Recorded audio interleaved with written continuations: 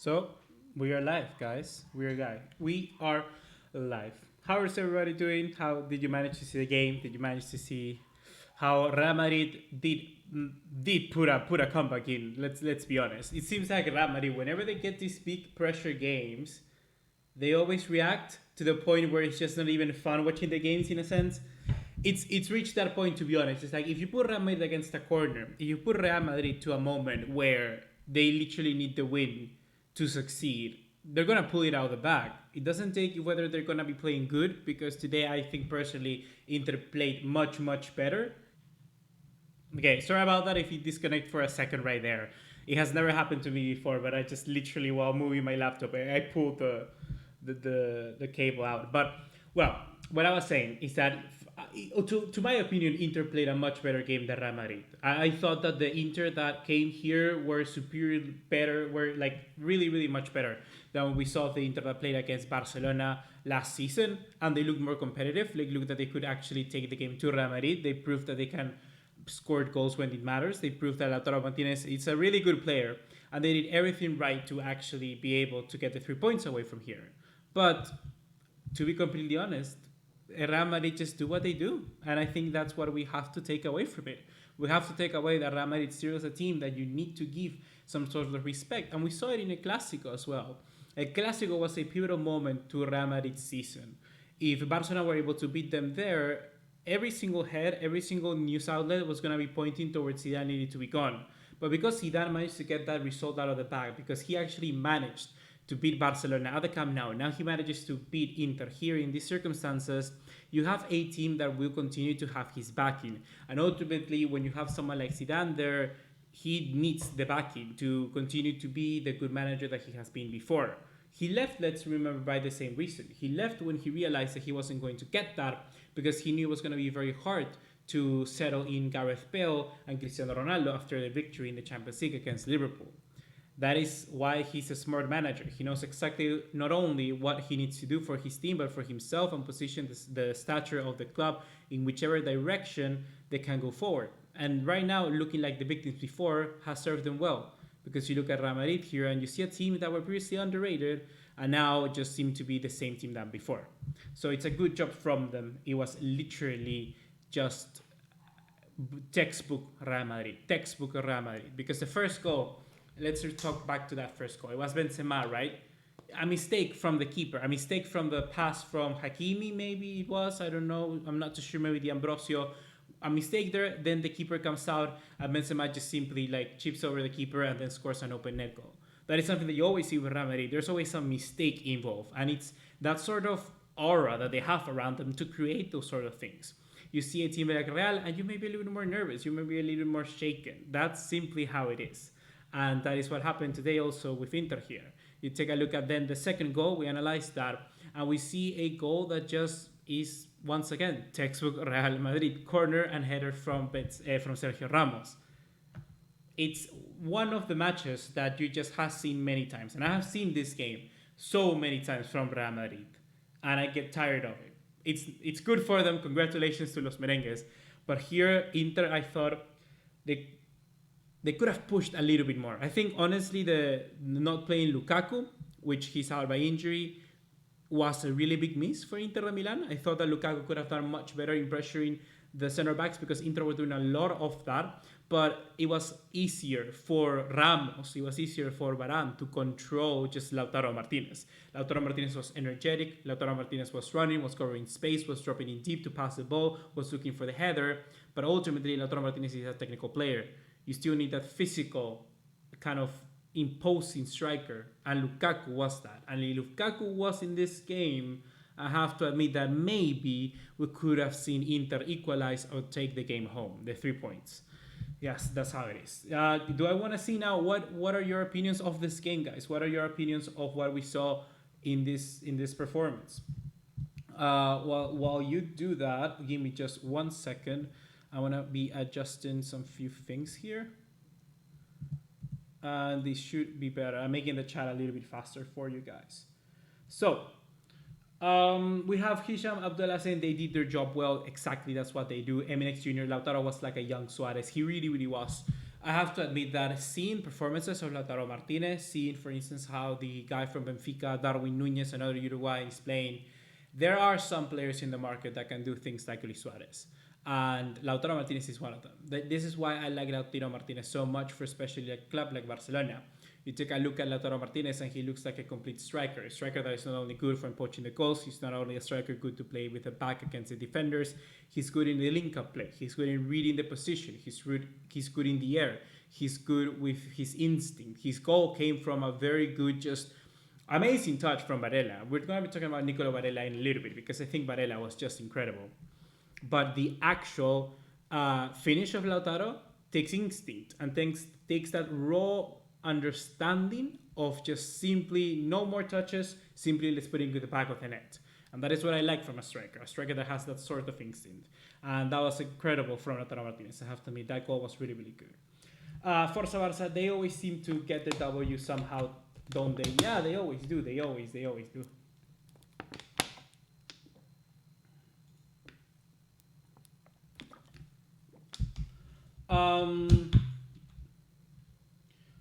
Rainer Brown saying Lautaro really did perform far better than what I expected.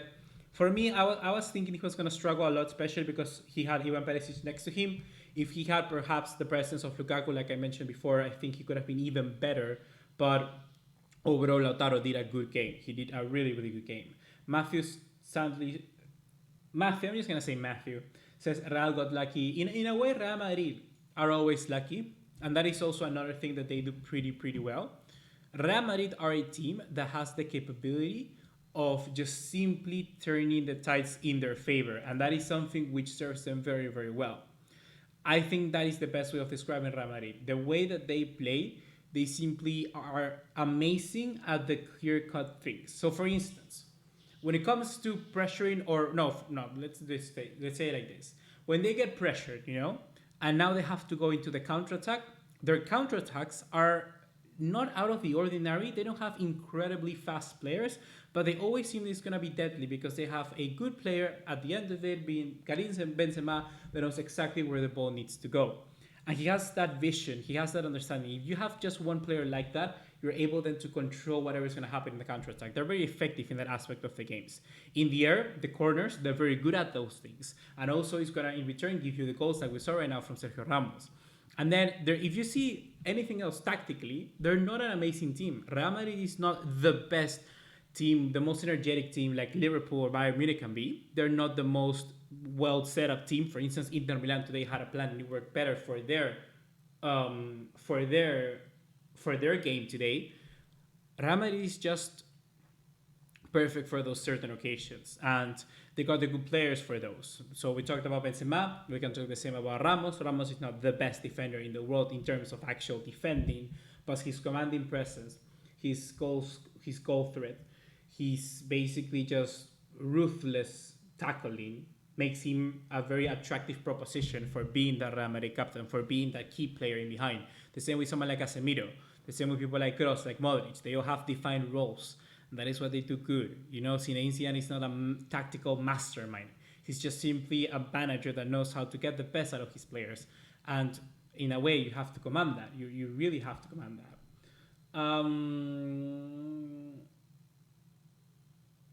Monkey Day Luffy saying Jota is worth every penny. DJ Jota? Diego Jota. Yeah, I have to see the highlights. I have to be honest with you, Monkey, there. I haven't seen the game just yet of Liverpool versus Atalanta. And if you don't know, guys, Diego Jota scored a hat-trick. And he's doing really well in Liverpool right now. I'm actually quite surprised. He always seemed to be an intelligent player as well as at Wolves. But now he's just becoming better because he has better players around him. And ultimately, that's kind of what you want off that. If you have a player that is good individually, you bring him into a team of stars, and it's going to be much, much better overall. So great on Diogo Jota, great on Liverpool for making him actually a decent player. Eminex saying once again, Hakimi was too bad. It felt like they paid him to be bad. Yeah, Hakimi was interesting. The thing here was that normally Hakimi, it's very good because you don't expect his attack. Okay, listen me out here. One of the things that I really liked about Hakimi in Dortmund was that since you have such an unexpected attack, which could go for the left-hand side with Rafael Guerreiro or for the right now with Hakimi, Hakimi had the ability to just appear out of absolutely nowhere. Hakimi here in this Inter Milan side, he doesn't necessarily have that because he's expected now to be the main creative focus for the right hand side. And this is sort of what you are getting from this player nowadays. Because in Real Madrid, you can just piece it down and say, just block Hakimi. Like literally, just put Ferland Mendy there, very fast player, very physical player, and he's going to be such a trouble for the young Moroccan player. Before, if you had two outlets that could go either side, it makes it more unbalanced. It becomes a much difficult task to match either player because you're either going to be throwing all your numbers to one side or the other. And that with Hakimi struggling a little bit in Inter Milan for that reason. He's still amazing and probably I would say their third to fourth best player on the side. He's certainly in a creative sense. And from that point, it's just underwhelming that he wasn't able to be as effective of an impact player as he has been in the past. Really, he could have been much better, but today he really wasn't up to scratch. It was probably the way that they played. Monkey Laffy, Atalanta was a one-season wonder team. Yeah, Atalanta are not really playing this good so far. They really aren't. They're not a one-season wonder team because to get to the point of where they could go to the Champions League and all of that, they still had to progress a lot. But now it's easier to find them out because of the simply amount of time that there is to analyze them. So they're making it way harder.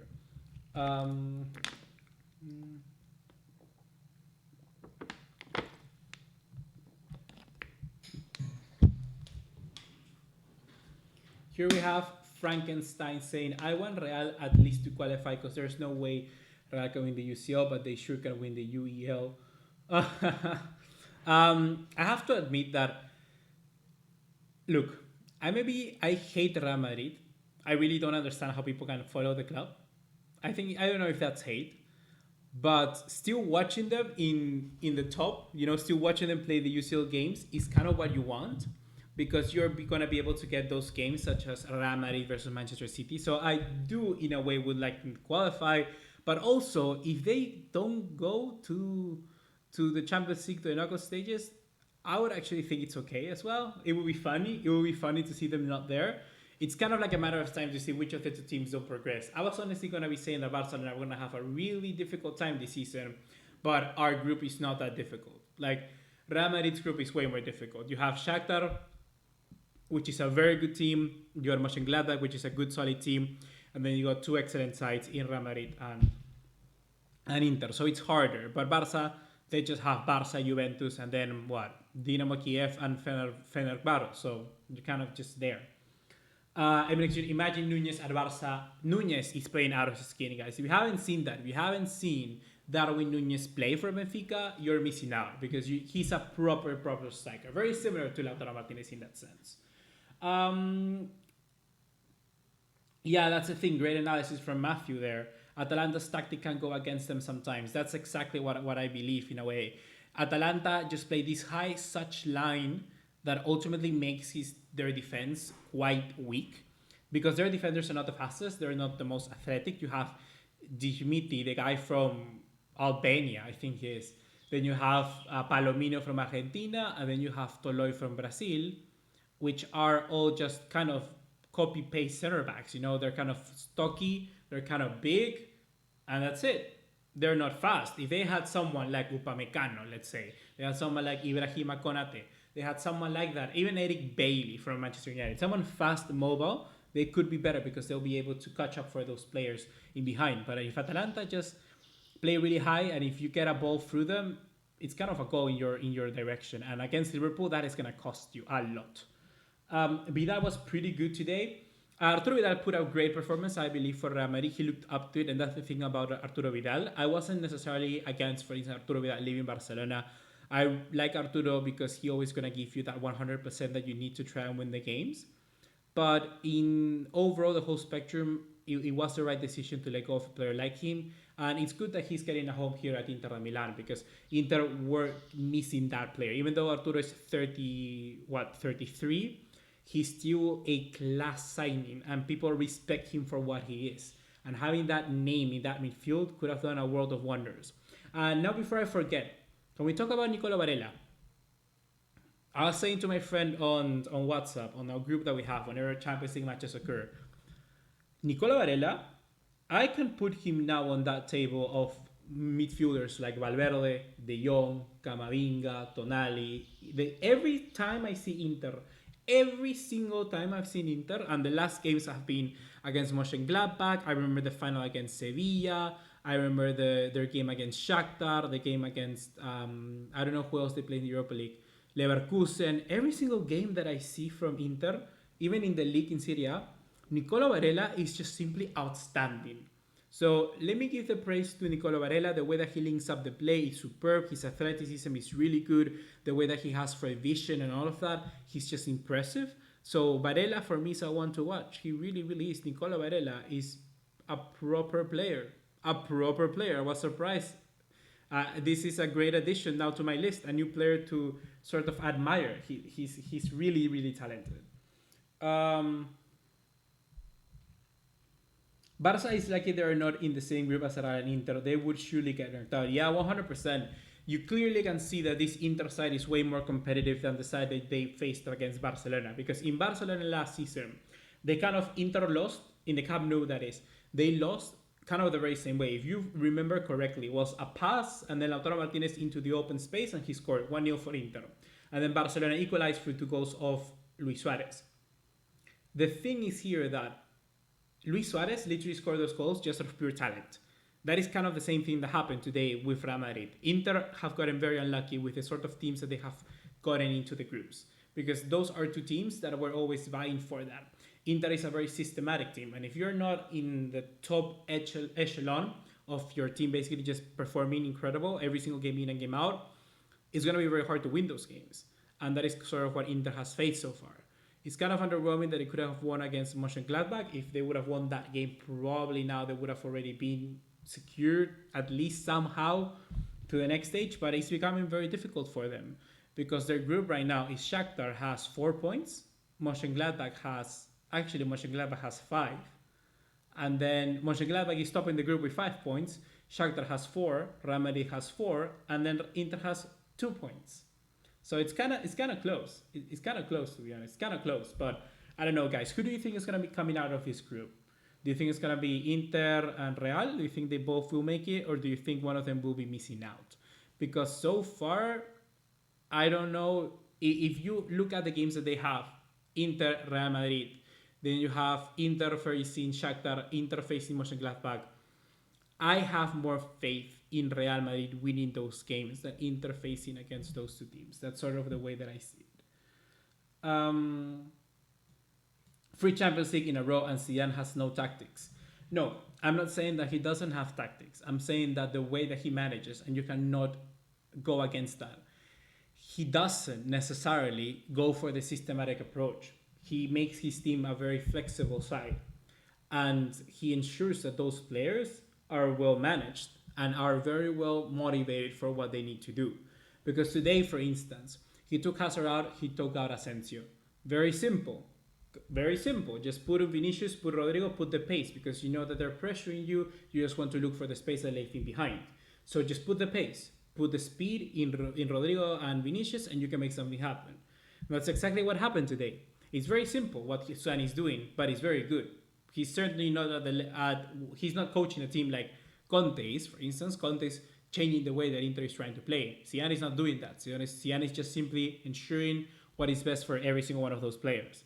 And that's approach. That's a tactic, I guess you could say it. I guess you could say it, yeah. Rainer Brown saying, if we can replace Busquets by someone like Partey, we will be fire in European games.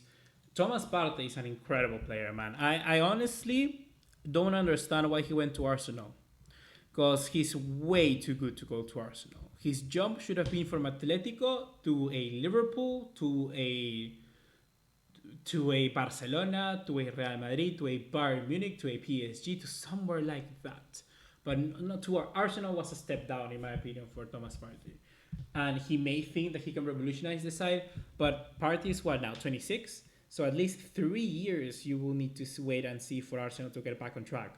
So he's going to be 29 around the time they're going to be getting UCL back. So that's not good in my opinion. Um, Frankenstein saying, you say it will be funny if Rad don't qualify and wins UEL, then even if Barca reaches UCF final and lose there, then those Madrid's a-hole will flood the social media trolling us. Um, yeah, but still, that shouldn't be a thing, to be honest. Whether Real Madrid go to Europa League, whether Barcelona go to Europa League, whether each one of them reach the finals and win it and lose it, who cares? The thing here is about whether your teams are in the prospect of things. And that's kind of the way that I see it. For instance, you're going to be calling me crazy, but for the last decade, the way better team has been Barcelona. And not close, by a landslide. You see the times, the league titles that they've won, 7 league titles, 2 Champions Leagues. Real Madrid has won 3 Champions League and 2 league titles. All the Copa del Rey won by Barcelona. It's a much more competent side. But the thing here right now is, for instance, that Real Madrid has not necessarily a better future plan. I think Barcelona has a good future plan, but you just have to measure for what you're going to be seeing in the long run, because just getting the results is not good enough to tell which team is better. So I wouldn't be too worried about that if I were you, Frankenstein. MNX Junior has to say, gotta raise my hand and say, as a Barca fan, Hazard was incredibly terrible. I didn't watch the game against Huesca. If anyone watched the game between Real Madrid and Huesca, where Hazard scored that golazo, it was a golazo. But I didn't see the performance, and the performance is what matters the most. So today Hazard was almost invisible. Really, he was never getting the ball. He was really able to get past a player or two. It was just simply when Zinedine Zidane realized that sitting back and just hitting on the counter was their best strategy, and that's when they won it. So that's where I think it is. Monkey D. Laffy, do you give me just a minute? I'm gonna drink water. Do you think I'm gonna read your question now?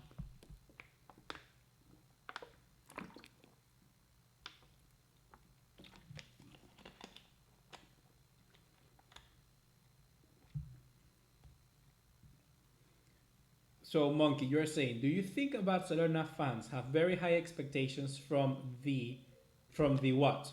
Because at the end of the day, it's a sport. Players gonna age, and every club will go through this phase. Yeah, to be honest, I think Barcelona have a problem of being a very big franchise, and sometimes people don't really stay that long to analyze how ups and down works. So in the realistic kind of scheme of things, Barcelona are not like they have not been for the longest of time a huge club. Like Manchester United, sorry, have been a huge club for way longer. Real Madrid as well. It was just the Johan Cruyff era, then the era with now Pep Guardiola and kind of the disciples after that, like Luis Enrique, where Barcelona are really up here, like the best teams in the world. So in the world, in everything goes like this. You go up and then you go down. You go up and then you go out, like a roller coaster, like the sine curve. I don't know if they teaching you that in school. That's how it works. Everything. You reach a high, then you reach a low. Barcelona have reached a high for a very long time now. Now they have to go back, take the L, take the loss, accept the defeat, and then realize that you need to put in younger players to perform and to try and create a new generation. That is sort of the same thing that is going on with Real Madrid right now. Real Madrid were reaching that low point. I don't know if you remember that kind of 2010 era where they had Ozil before that. They were really bad. They didn't progress through the round of 16 for like 6 seasons. It was something crazy like that.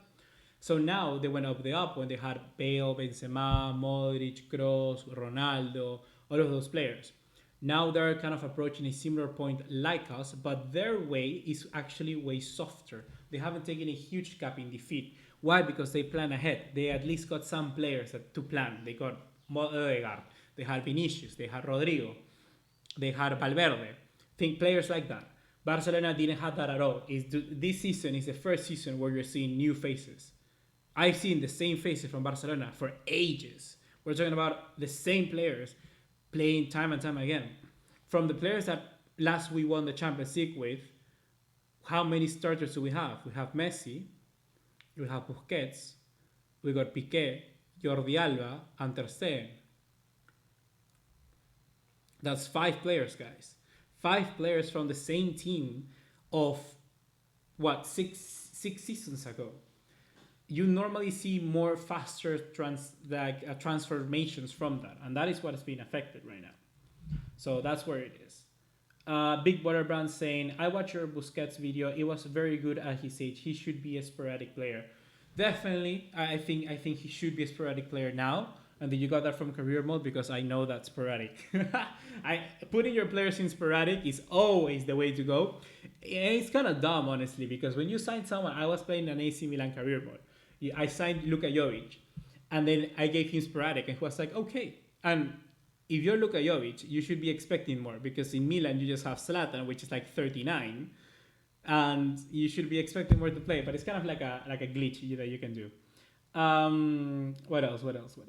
Stevia saying this match was really balanced, but Hakimi's error decided the game basically. Yeah, that's the way to go. That's the thing that happens always with Real Madrid, to be honest. They always get this sort of help they don't really need to, honestly. And Hakimi gave them that. Frankenstein saying, hey, just out of curiosity, if Messi leaves Barcelona this window or the next summer, should he join Leeds with Bielsa because he's actually better than Barca in a few aspects? Yeah, I agree with our happy face there. Please tell me that's a joke. Now, if he's going to leave Barca, he's going to go to Manchester City. There's really no other way that he will leave any other place. I think that is where he would need to be.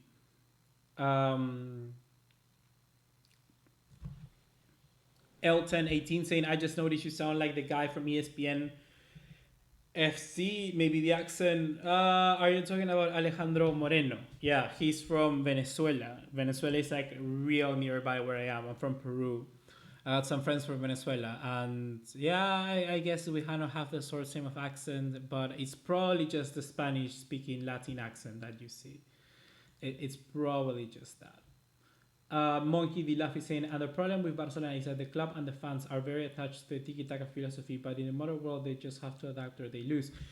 Honestly, personally, the tiki-taka is all fine and good, but people don't realize that why the tiki-taka was so effective in the first place was because you had that hard pressure football that now simply the team doesn't have. That is something that was so important, and people just believe that you can defend, and that's it. Like, one of the things that I hate, people go and say, oh, we defend so bad, we need better center backs. That's not how it works. That is not how it works. You need to have a better CDM. You need to have a better philosophy, a better strategy. You need to be understanding and telling your players where they need to drop in deep to defend. That is one of the things that I hate most in football. Like, people saying, we need to defend better. Okay, buy another center back. That's not how it works. Oh my God. If you think that, you're so dumb. Your understanding of football is like here. Like, it's so dumb, so dumb. When you work and when you defend, you need your entire team to do the work for you. It's not only one center back. Like, one center back can be shite. Let's take John Stones. He is shite. He is horrible. Varane, most of the times without Ramos, he's crap. But at least they got a good focus there in Casemiro that can come in deep. They still tell their wingers to cut inside and kind of join the midfield. Barcelona don't have that. Emso saying, saw